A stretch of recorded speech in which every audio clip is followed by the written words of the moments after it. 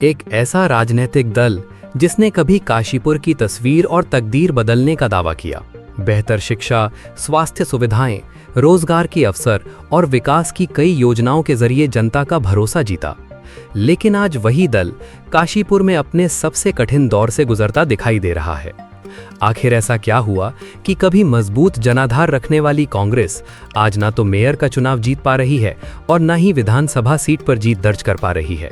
क्या जनता ने कांग्रेस से दूरी बना ली है या फिर पार्टी की सबसे बड़ी लड़ाई उसके अपने घर के भीतर ही चल रही है? काशीपुर विधानसभा एक समय ऐसा था जब यहां कांग्रेस की नीतियों और विकास कार्यों की चर्चा हर गली मोहल्ले में होती थी। शहर में शिक्षा, स्वास्थ्य और आधारभूत सुविधाओं के विस्तार का श्रेय भी कांग्रेस के शासनकाल को दिया जाता रहा है। लेकिन आज तस्वीर बिल्कुल अलग है। वर्षों का मजबूत राजनीतिक आधार होने के बावजूद कांग्रेस लगातार चुनावी हार का सामना कर रही है। सवाल उठता है कि आखिर इस गिरावट की असली वजह क्या है? स्थानीय राजनीतिक चर्चाओं और पार्टी कार्यकर्ताओं के बीच अक्सर ये आरोप सुनने को मिलता है कि कांग्रेस की सबसे बड़ी चुनौती अब विपक्ष नहीं बल्कि संगठन के भीतर की गुटबाजी बन चुकी है। कार्यकर्ताओं का कहना है कि संगठन में ऐसे लोग प्रभावशाली पदों पर पहुंच गए हैं जो जमीनी कार्यकर्ताओं की बजाय अपनी व्यक्तिगत नजदीकियों और गुटिये राजनीति को प्राथमिकता देते हैं। आरोप ये भी हैं कि शीर्ष नेतृत्व तक सही फीडबैक नहीं पहुंचता और कई बार योग्य कार्यकर्ताओं की जगह ऐसे लोगों को जिम्मेदारियां मिल जाती हैं जिनकी निष्ठा संगठन से ज्यादा अपने राजनीतिक संरक्षकों के प्रति होती है। राजनीतिक विश्लेषकों की माने तो टिकट वितरण से लेकर चुनावी रणनीति तक कई स्तरों पर आंतरिक मतभेद खुलकर सामने आते रहे हैं। यही कारण है कि चुनाव के समय संगठन एकजुट नजर नहीं आता।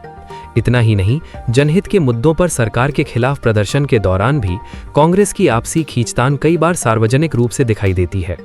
बड़ा संगठन होने के बावजूद नेता अक्सर एक मंच पर नजर नहीं आते और इसका सीधा संदेश जनता तक जाता है। चुनावी हार के बाद भी तस्वीर नहीं बदलती।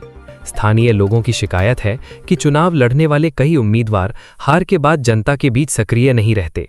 जन समस्याओं को लेकर सड़क पर संघर्ष करने के बजाय उनकी मौजूदगी बेहद सीमित दिखाई देती है। राजनीतिक जानकार मानते हैं कि विपक्ष की यही निष्क्रियता और संगठनात्मक कमजोरी सत्तारूढ़ भारतीय जनता पार्टी के लिए राजनीतिक बढ़त का कारण बन रही है। अब नजरें वर्ष 2027 के विधानसभा चुनाव पर टिकी हैं। समय तेजी से निकल रहा है। यदि कांग्रेस नेतृत्व ने काशीपुर में संगठन को एकजुट करने, जमीनी कार्यकर्ताओं को महत्व देने और आंतरिक मतभेदों को दूर करने की दिशा में ठोस कदम नहीं उठाए, तो आने वाले चुनाव पार्टी के लिए और भी चुनौतीपूर्ण साबित हो सकते हैं। क्या कांग्रेस काशीपुर में अपनी खोई हुई जमीन वापस हासिल कर पाएगी या फिर अंदरूनी कलह उसके राजनीतिक भविष्य पर हमेशा के लिए सवालिया निशान लगा देगी? देखिए, किसी और को दोषी ठहराने से पहले हमें अपने भीतर ही झांकना होगा। अगर कोई व्यक्ति ये कहता है कि कांग्रेस का जनाधार नहीं है, तो बहुत बड़ा जनाधार कांग्रेस के पास में है। लोग आज भी कांग्रेस के साथ में जुड़े हुए हैं, कांग्रेस की नीतियों को अच्छा मानते हैं, पसंद करते हैं। अब जहाँ तक ये प्रश्न उठता है कि भाई कांग्रेस नहीं जीत पा रही है, ठीक बात है, विगत 25 वर्षों से हम नहीं जीत पा रहे हैं, तो उसके लिए कहीं ना कहीं ये हमारी ही गलती रही है, संगठनात्मक गलतियाँ रही हैं। और संगठनात्मक गलतियाँ भी रही हैं, थोड़ा हम ये भी कह सकते हैं कि नेतृत्व की भी हमारा कहीं न कहीं कुछ हो सकता है, नीतियों में दोषी रहे हों कि हमने सही व्यक्ति का चयन सही स्थान पर नहीं किया। तो उसके कारण भी सीट का हारना रहा है, क्योंकि अगर उपयुक्त सही समय पर सही व्यक्ति का चयन करते हुए सही व्यक्ति को टिकट मिलेगा, तो ऐसा नहीं है कि उसकी विजयी नहीं होगा, जीतेगा। और भाई जहाँ तक ये है संगठन की बात आती है, तो एक कारण ये भी है कि हमारे यहाँ पर एक संगठन का जो गठन होता है, वो अप्रोच के आधार पर नेताओं के साथ में अपनी चरण वंदना या उसके हिसाब से लोग बाग वरिष्ठ नेता वगैरह करा लेते हैं। और जबकि वो अब क्या होता है, उसमें संगठन जो है, जो व्यक्ति उनको बनाता है, उनके प्रति निष्ठा रह जाती है। जबकि मेरा कहना बराबर ये रहा है, उस व्यक्ति को संगठन में जुड़ना चाहिए जो व्यक्ति विशेष से हटकर पूरी पार्टी के लिए कार्य करे, किसी एक व्यक्ति के लिए कार्य ना करे। और जब ही कांग्रेस पार्टी उभर सकती है, आगे बढ़ सकती है। इस प्रकार अब जिस व्यक्ति ने उस संगठन का गठन किया है, बाई चांस उस व्यक्ति को टिकट नहीं मिलता है, तो संगठन भी जो है उस उनकी व्यक्ति की विचारधारा के अनुरूप जिस व्यक्ति को प्रत्याशी बनाकर पार्टी ने खड़ा किया है उस पार्टी का साथ में पूरे मनोयोग के साथ में काम नहीं करती है। और इसी कारण मैं समझता हूँ कि काफ़ी कुछ इस प्रकार के कारण हैं जिसमें हमें हार का कारण भी देखना पड़ा है। लेकिन संगठन का देखिए, इस टाइप के व्यक्तियों को तो एक बात यह है कहीं ना कहीं देखना पड़ेगा और इसके लिए हमारे हाईकमान को संज्ञान में लेना पड़ेगा।